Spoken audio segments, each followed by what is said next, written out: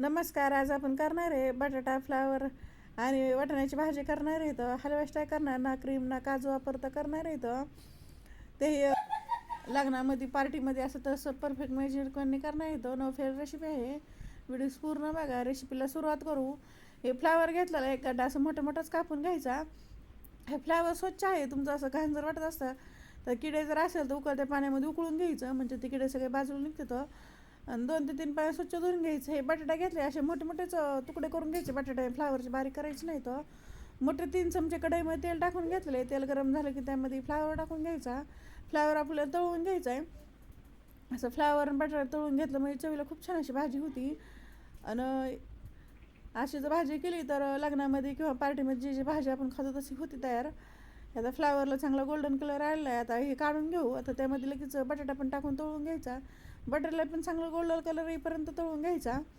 तळून नाही घेतला अशी जर भाजी घेते छान होती, पण असं तळून घेतल्यावर अजून चांगली चवीला लागते. त्यामुळे असं चांगलं तळून घेतलेलं 5 ते 6 मिनटच लागेल, जास्त काही टाईम लागत नाही. हे बटाटा पण फ्राय करून झालं आहे. आता काढून घेऊ.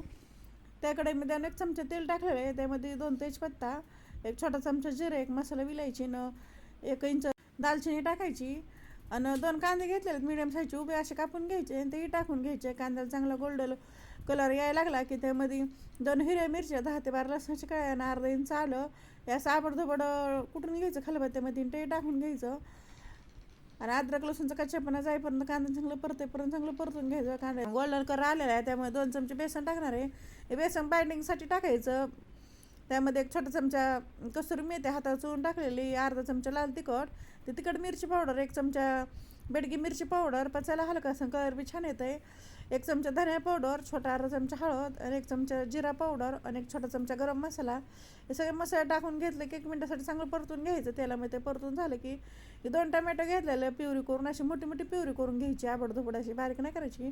ते टाकलं की ते परतून घेतलं की त्यामध्ये थोडंसं पाणी टाकून घेणार आहे, म्हणजे मसाले करपुनी म्हणून थोडंसं पाणी टाकून घेतलं की मिक्स करून घ्यायचं. चवीप्रमाणे मीठ टाकायचं आणि त्यावरती झाकण ठेवणार आहे. तर 3 ते 4 मिनटासाठी गॅस बारीक ठेवायचा.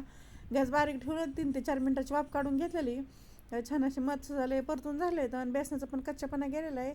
एकदा हलवून घेऊ. आणि आता भाज्या आपण जे फ्राय करून घेतले ते बटाटा फ्लावर टाकून घ्यायचं. हे वाटाणा घेतलेला ताजाच वाटाणा आहे, पाऊण वाटी घेतलेला आहे. थोडंसं उकडून घ्यायचं याला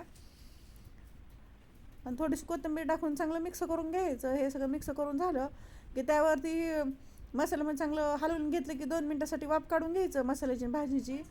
तुम्हाला सुकी जर भाजी करायची असेल वाफलून घ्यायची, पण मी थोडीशी ग्रेव्हीची करणार आहे. हलवून घ्यायचं एकदा आणि त्यात थोडंसं पाणी टाकणार आहे. आपल्याला जशी ग्रेव्ही करायची तसं पाणी टाकायचं, कारण ही भाजी आता 80% शिजलेली, त्यामुळे फक्त 20% राहिली शिजायची. त्यामध्ये आता पाणी टाकून घेतलेली 1 वाटी पाणी टाकलेले. पाणी गरमच टाकायचं, थंड पाणी टाकायचं नाही. पाणी टाकलं की चांगलं मिक्स करून घ्यायचं आणि 5 मिनटाची एकदम बारीक गॅसवरती झाकण लावून वाफ काढून घ्यायची. 5 मिनटानंतर बघा छान अशी भाजी तयार झाली. लग्नामध्ये किंवा पार्टीमध्ये अशी तशी परफेक्ट मेजवानी भाजी तयार झाली. न क्रीम न काजू वापरता झटकीपट तयार होती आणि चवीला एकदम भन्नाट अशी लागती. त्यावर थोडीशी कोथिंबीर असं करायची. बेसन टाकल्यावर भाजीला खूप छान अशी बाइंडिंग आलेली. भाजी वेगळं पाणी वेगळं झालेलं नाही आहे. किती छान अशी हलवा स्टाईल भाजी तयार आहे. कलर तर खूप छान असा आलेला आहे. माझी रेसिपी कशी वाटली कमेंटमध्ये नक्की सांगा. लाईक करा, शेअर करा आणि चॅनल जर नवीन असं सबस्क्राईब करा. बेल आयकॉन दाबायला विसरू नका.